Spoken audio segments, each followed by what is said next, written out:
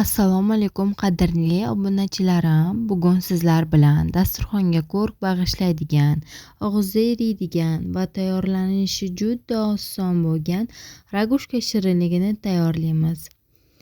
Bismillah deb ishimizni boshladik. 500 gramm elangan unga 100 gramm margarinni solib urvoq qilib olamiz.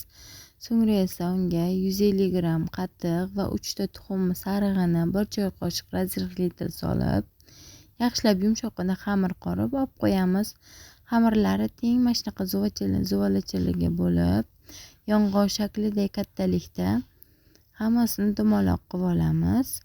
Mana hammasini dumaloq qilib tindirishga olib qo'ydik. Ungacha xamir tungunicha ichidagi nachinkasini tayyorlaymiz. 3 ta tuxumni oqini yaxshilab ko'pirtirib, 150 gramm shakarni oz-ozdan solib, bize holatiga kelgunicha yaxshilab ko'pirtirib olamiz. So'ngra boyaga olib qo'ygan xamirlarimizni shunaqa dumaloq shaklda yoyib, ichiga bize solib, mayiz soldim.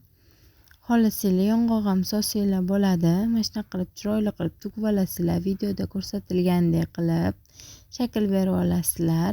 Men yong'oq solmadim, chunki qizimning yong'oqga allergiyasi borligi uchun faqat mayiz soldim.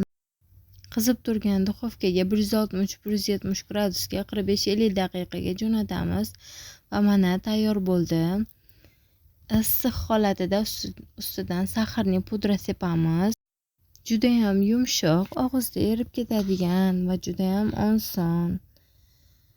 Albatta tayinlab ko'ringlar. Oila a'zolaringga birday yoqishi aniq. Video yoqqan bo'lsa like bosib obuna bo'lishni unutmanglar. E'tiboringlar uchun rahmat.